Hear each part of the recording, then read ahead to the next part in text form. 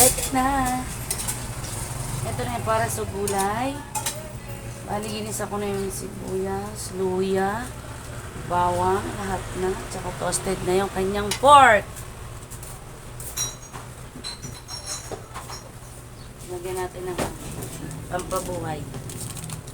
Pampabuhay. Kasama sa dahon? Oo. Pang ano nyo lang yung pansapin-sapin mo. Diba? Tapos nalagyan. Pakulan mo ito tubig. Talaga, pinapakulan ko muna sa tubig para mamaya na lang ang gata. Kasi kailangan ito lutong-luto talaga.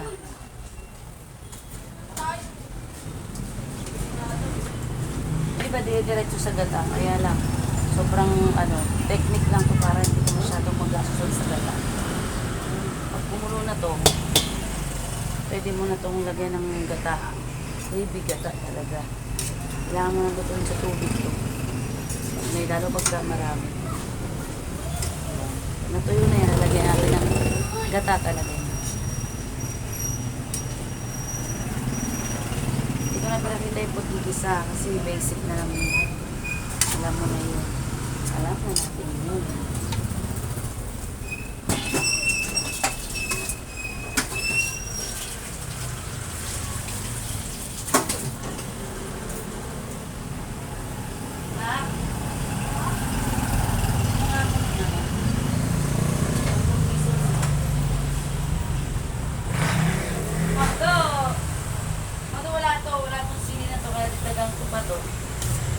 Lagyan natin ng 10 pesos na sili ka mo si mama. Diyan sa ano?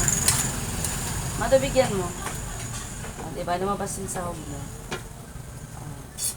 Dito natin salang sa uling para suwabe yung dingas. Ay, sanay naman tayo sa uling. Lagyan natin ito.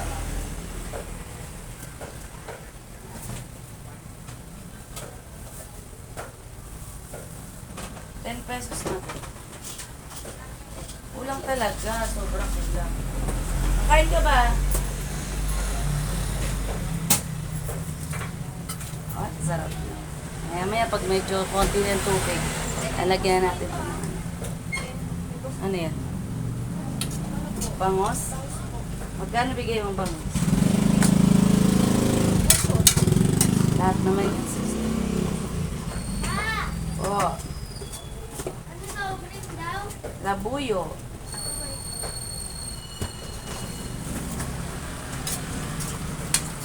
Oh, grabe ang uling. Ang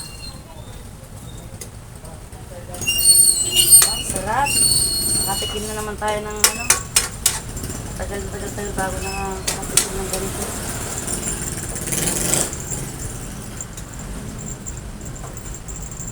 Saglit lang matuyo yan kasi sa uling mo. Bali ito may alamang, luya, sibuyas, bawang, isa lang lahat yun. Roasted, lahat pati alamang. Para masarap.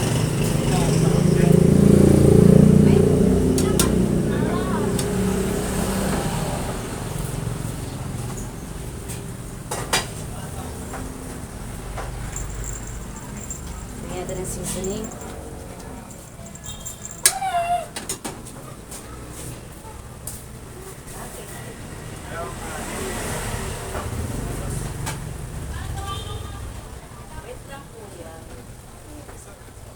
Arsinak, bigyan arsinak boss.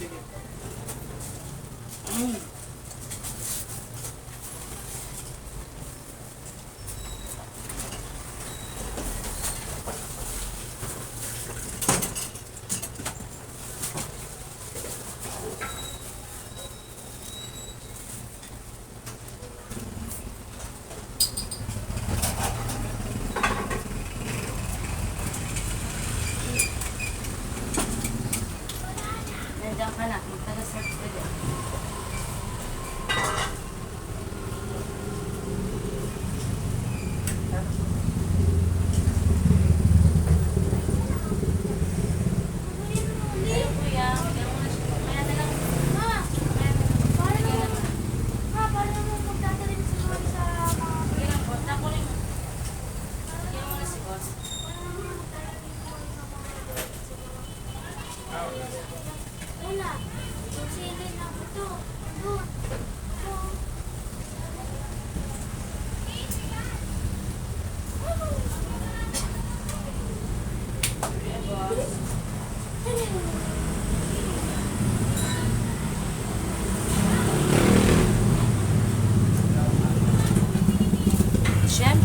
Ito masarap pag walang ganito, di ba? Yun. Gulay na rin kasi yan.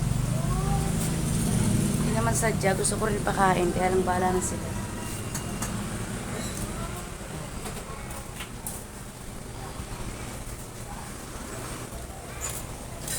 Diba? Lalagyan natin na. Ay.